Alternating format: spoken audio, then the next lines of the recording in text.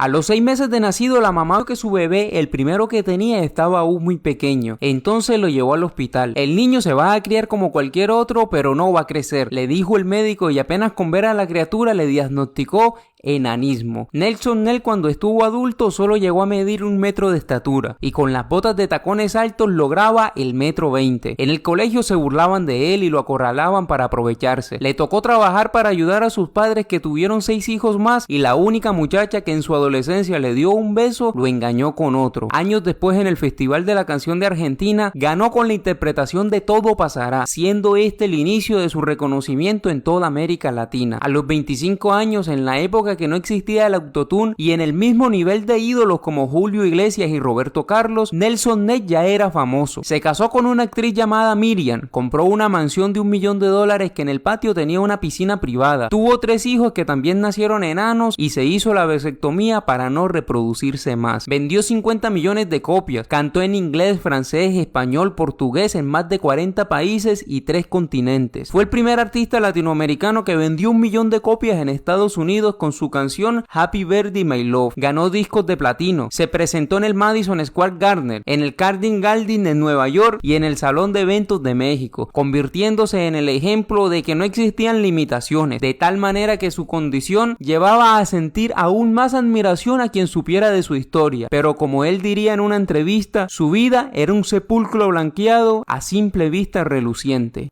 Cuenta que lo más peligroso fueron los aplausos, que el reconocimiento es más adictivo que cualquier sustancia, que siempre subió sobrio a un escenario y que se inyectaba vitaminas antes de una presentación para tener fuerza y cantar como siempre lo hacía. Sus canciones hablaban de rosas, de amores románticos, de promesas de amor, de poemas, de ángeles, de jardines, de caballeros que sufren por el amor de una mujer, y al terminar cada una de ellas, el cantante entraba en un estado de éxtasis al escuchar los gritos eufóricos de sus seguidoras y las lluvias de aplausos. Entonces, bajo las luces del escenario, aún con el micrófono en la mano, vestido con sus trajes relucientes, sobre sus botas con plataformas de 20 centímetros, su pequeño pecho se inflaba de golatría. Pero en esos tiempos, convertido en un ídolo, podía en menos de media hora tener cualquier mujer que quisiera, y no saciado con una sola, podía a veces hasta amanecer con 4 al mismo tiempo en los hoteles a los que se iba después del show. Se tomaba una botella de whisky por noche y también aspiraba el polvito blanco del más puro, regalado directamente por los patrones de Colombia, que lo admiraban y se la mandaban de la más original. Por eso cuenta que solo podía usar 1 gramo diario, porque de lo pura que era su pequeño sistema podría colapsar. Al día siguiente, cuando el sol se filtraba por las cortinas de la habitación de la suite 5 estrellas, tenía que tomar pastillas para poder dormir y descansar. De regreso a su casa, después de meses de giras, traía los premios que había coleccionado y los colgaba en la pared más visible de su sala, y cuando tomaba se convertía en un monstruo en el hogar. Los hijos le tenían miedo, la esposa le tenía miedo, los padres dejaron de ir a su casa y nadie podía aconsejarlo que cambiara la manera como trataba a su esposa, a sus hijos, a su madre y a sus hermanos. El dinero puede comprar una mansión, pero no compra un hogar, dijo después en una entrevista. Pese a que sus hijos vivían en una gran casa, el tiempo que pasaba con ellos era mínimo. La única vez que le dirigía la palabra era para insultarlos o humillarlos, hasta que un día su mujer lo dejó solo con los hijos y no regresó más nunca. 3 años después se comprometió con otra mujer que se llamaba María, la cual le ayudó a criar los 3 hijos, pero la historia fue la misma que con su mujer anterior. Una noche, después de una de esas borracheras, ya en su casa discutió con su esposa. Después de la pelea, Nelson subió a la habitación a dormir, dejando el desorden de sus ropas tiradas en el suelo y la escalera que conducía al segundo piso, donde estaban las habitaciones. Minutos después, la esposa, cuando recogía el pantalón, el arma que solía cargar Nelson se le disparó accidentalmente y le causó una herida en el cuello. Ella corrió fuera de la casa buscando auxilio y fueron los vecinos quienes la llevaron al hospital. Nelson ya estaba dormido y vino a enterarse de todo al siguiente día por la tarde, cuando despertó en Guayabado. Siguieron los problemas y hasta que un día, luego de las cotidianas borracheras, se levantó con dolor de cabeza. Bajó a la sala y solo escuchó los pasos y los ladridos de sus perros en el patio. Recordó que su esposa advirtió que se largaría con los niños. Entonces empezó a llamarlos a gritos. Fue al cuarto y vio que en el closet la ropa de sus hijos y la de su esposa ya no estaban. Llamó a sus sus hijos y ninguno de ellos le contestó. Vio la Biblia en la cabecera de su cama y empezó a llorar, arrodillado frente a la cama, aterrorizado por todo lo que estaba perdiendo. Con el tiempo su ojo derecho se enfermó. Debido al enanismo su retina se estaba desprendiendo y tuvo que pasar por 5 cirugías en menos de 3 meses, lo que lo llevó a un estado de ánimo tan negativo que intentó terminar con su existencia y dejarlo todo. Saliendo un día de un hospital en Estados Unidos, vio un letrero que decía: Dios es la respuesta. El 14 de marzo fue a una iglesia pequeña y cuenta que arrodillado oró a Dios que lo rescatara. Renunció a la fama y a los discos de platino. La esposa regresó y él entonces empezó a cantar canciones cristianas. Recorrió las iglesias dando su testimonio. En la piscina de su casa, que antes era un sitio de peleas y de borracheras, dice que se hicieron bautismos y alabanzas. En el 2003, después de vivir 20 años siendo cristiano, le dio una trombosis y permaneció 7 meses postrado en su cama. Y debido a la falta de movimiento desarrolló diabetes, hipertensión y Alzheimer. Quedó en sillas de ruedas y luego el único ojo que le quedaba también lo perdió. Aquellos días fue atendido por una hermana y dependía de ella para ir al baño y comer. Sus últimos días los pasó en un asilo hasta que lo ingresaron a un hospital. Tenía fiebres muy altas y estaba muy débil. Se le había desarrollado una infección pulmonar y, según cuenta la hermana, en los últimos días estuvo inconsciente hasta que un domingo a las 7 de la mañana murió a sus 66 años. No hubo carrozas fúnebres ni filas de fanáticos. No hubo homenajes ni calles cerradas. Simplemente lo llevaron a la funeraria y luego en una iglesia organizaron una pequeña ceremonia. Primero para los familiares y luego para algunos fanáticos que querían despedirlo para siempre. Finalmente,